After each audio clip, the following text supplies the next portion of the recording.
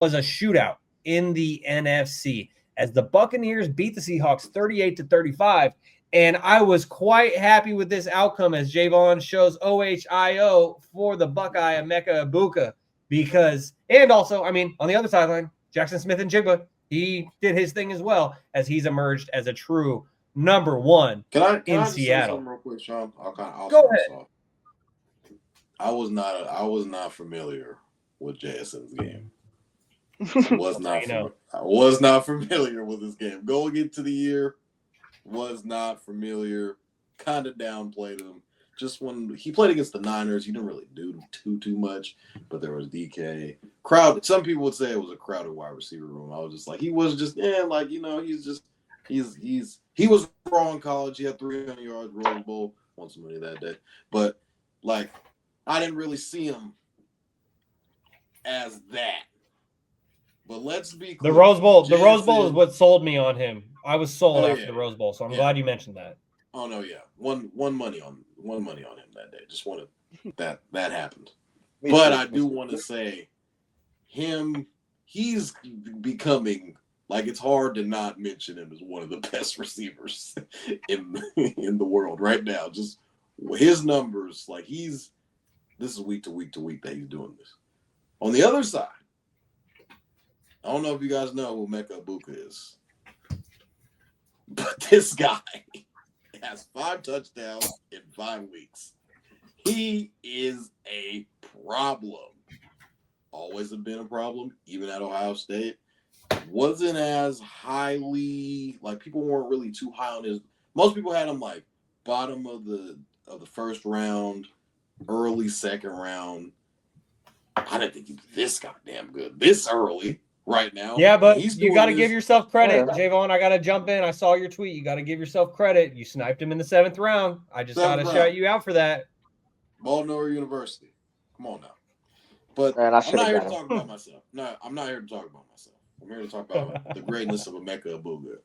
What he's doing without Mike Evans, it's like, oh, I can be the number one guy. So they're kind of showing this is what life after Mike Evans is probably going to look like. So they're getting a little bit of preview right now. Mike Evans is obviously up there in age. Still want to see him try and break that 1,000-yard streak. But this kid, Emeka Egbuka, what he's been doing in the first 5 games, nobody had him offensive rookie of the year. Unless you were unless you were a Buckeye fan or unless you lived in Tampa Bay, there was no way in hell that you were telling me I have an Emeka Egbuka offensive player of the year or offensive rookie of the year ticket. It was Travis Hunter. It was Ashton Genty. It was Cam Ward. Nobody had Emeka Egbuka. I can tell you probably right now, he is probably minus 1,000 to win it right now. His numbers are through the roof. He's blowing everybody out of the water on how good of a rookie wide receiver that he is. Rookie offensive player, just player in general. This kid, he's putting up numbers, and he's one of the best receivers in the league right now. Already. So you're one of those, huh? Am I one of those, Kevin? 5 games, and he's the best receiver. Bring me back to Earth, Kevin. In the world. Bring me back to Earth. 5 games, huh? I don't remember you saying Linsanity was one of the best players in the world during his run, but I mean, hey, that's neither here nor there. I wanted to come on here and apologize to Emeka Egbuka. We did a this or that last week, and there were some names that I took him over. And then he followed with that performance. I stand tall on Smitty. You give. Would you care to name some of those people that you said, Kevin? For the people who didn't see last week, I actually like to hear that. Yeah. It was Devontae Smith, Ricky Pearsall, Lad McConkey, JSN, Garrett Wilson, McLaurin, and your white boy Rick. I cannot. Even as a biased 49er fan, I don't know how you chose a white boy Rick over Emeka Egbuka. But hey, did you notice all those other Buckeyes that you were saying though? Oh, so you're taking Ricky over Egbuka? No, I thought you were saying that you. Oh no, I was the other guy. That you took him over. Oh no, hell no. Okay, I was the other guy. Well, we were wondering who you took over Egbuka. I took Garrett. I took JSN. And that's it. I think I might have. No, I didn't take Lat. I took, those are the only 3 guys I took out of the Kevin's list. a numbers guy, and the numbers don't support that. That's why I'm kind of shocked from hearing Not this at from him. all. He's the guy that comes in with all Brother. the stats and this, that, and the third. But the It's not numbers even do not. a third of the season. Okay, but I'm just going off of what we've seen so far. Oh, Maybe so a you're little biased, crazy. You're what have you I'm done with me going off lately? of what the numbers are saying, because you're the numbers guy. You're always coming up Okay, with these stats. So you're going off the numbers. Who's the better quarterback, Brock Purdy or Mac Jones? Now it's a head scratcher. Now we're against the numbers. You want to go off the numbers? You're the numbers guy. That's what you just said to me. I mean, this is stats over politics at the end Going of the over day. the numbers. Who's the better quarterback? Well, that's We're not talking about Brock Purdy. We're talking about. Oh, we're not talking about Brock Purdy, Kevin. We're talking about all right, whatever. I'm just saying, you can't throw that at me when I throw it back in your face. You want to scratch your head, but let's get back to the game. 265 reasons. 265 million reasons. Let's get it back to the game. Baker Mayfield is legit, and I said 2 weeks ago that we have to have them as a contender. We have to have Baker Mayfield in the MVP conversation. 4 comeback victories. Couldn't do it against us, but hey, neither here nor there. 4 out of their 5 wins, or 4, all their wins have come from Baker Mayfield. And in those game-winning drives, 10 touchdowns to 1 pick. If he doesn't throw that pick against the Eagles, people are screaming MVP Baker. This was a guy that Cleveland threw to the trash. Cleveland threw him to the trash too. But he was flying in on game day to play for the Rams. Like 2-3 years ago, Baker Mayfield was yesterday's trash. And every year since he's been as a quarterback for the Tampa Bay Buccaneers, division win, 2 playoff wins. And it wasn't for an amazing Jaden Daniels win. 2 head coaches too. You said what? I said 2 guys have become head coaches off of Baker. Hey, man.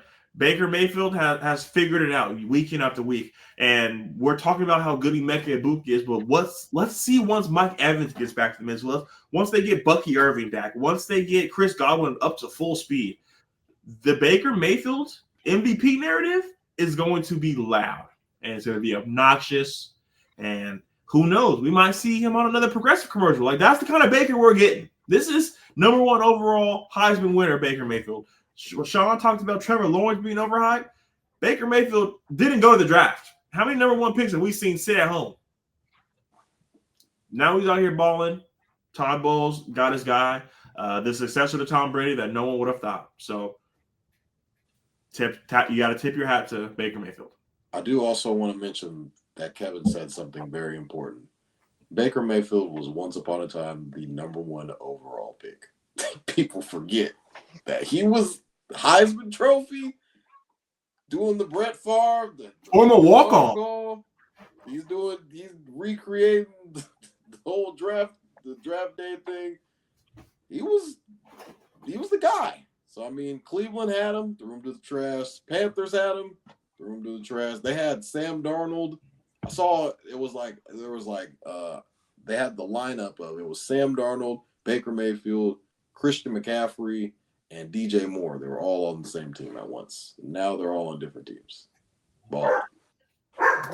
Yeah, it's sad. And regarding Baker Mayfield, when it comes to his time with the Panthers and Rams that you guys both noted, is also during those stints, he spent time on the practice squad, just being the stand-in quarterback for the opposing defense. So then they could prepare. Like, that's where he was at in his NFL career, just trying to remain on a roster.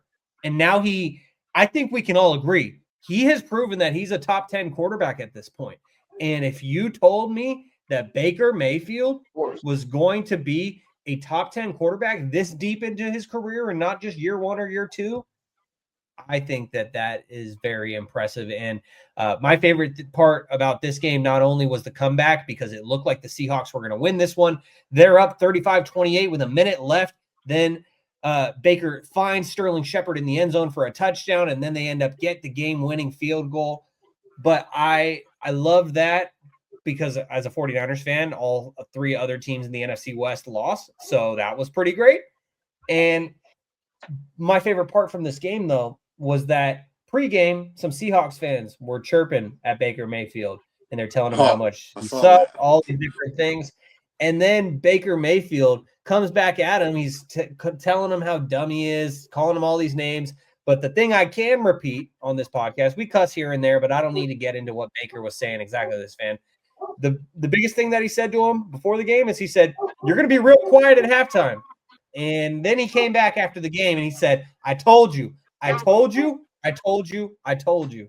So props to Baker Mayfield for that. Julian, what were your thoughts on this game? Because as a Cowboys fan, you're hoping if they can't win the NFC East that they could sneak in and get one of those wild card spots. And right now, the Buccaneers might go on to win the division, but the Seahawks will be in that race. And so what were your thoughts on the Buccaneers being able to win in Seattle 38-35? As you guys said, Baker Mayfield is the real deal. And watching that Rams game a few years back when he was the quarterback versus the Raiders, I think. Yep, Thursday And Night Football. Thursday night. Yep. yes, I remember that game like it was yesterday, man. Watching Baker Mayfield throw a dime on the sideline. So I forgot who he threw it to, but gosh, man, that game was Might have been enjoyable to Van watch. Jefferson. And I think it was Van Jefferson. Yes. It was one-on-one on the sideline. And I tell people to this day that game solidified his career to keep going on. Um, after that game, it was just very nice to see him take his next step in the NFL. And usually in the NFL, quarterbacks don't go, for that long if they're doing terrible. And this deep into his career, just for him to have a second chance it's really good to see for Baker Mayfield. It is really Talk about this. Go ahead. No. I didn't mean to interrupt you. Okay. Yeah, I was just Talking going about to say. this. Go ahead. Oh, go ahead, Drew. Go ahead, Drew. No, go ahead, Todd. I was going to say, one thing is, Situation I will matters. interrupt you. So just letting you know. Yeah. Thank See you, Kevin, now. as he interrupts me. I just want to situation really matters. I talked about it a while on a couple podcasts ago. We talked about Daniel Jones reviving his career, Sam Darnold reviving his career, and Baker Mayfield obviously going from team to team to team. He was on scout. He was in a 3-point stance on scout D for the Panthers. This is like what are we doing?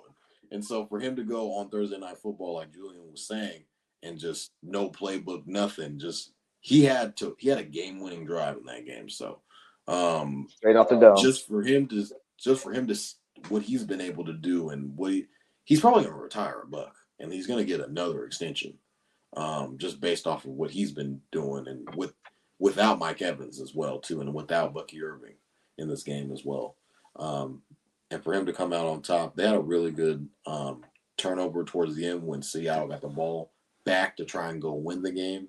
And Sam Darnold had a tipped interception, which put them automatically in field goal range. And they ended up getting the win. But this was a shootout. People were saying this was like Brady versus Peyton Manning when it was them going against each other in the AFC when it was Colts versus Patriots. So these type of shootouts, I think both of these quarterbacks have been repaired as far as the career-wise, Sam Darnold and Baker Mayfield. But, man, the NFC, a lot of people were saying, is this the preview to the NFC Championship game? That was a little nuts, but I was like, yeah, man, it felt like a playoff game. Just the environment and how high of a scoring back and forth game that it was pretty insane. Well, there was a lot of Seahawks fans who walked directly from the stadium over to T-Mobile Park, where the Mariners were hosting a playoff game right after that game just ended. And so playoff energy was very resonant in Seattle. And as Jaevon was saying, it may be a little crazy to say that this could be an NFC Championship preview.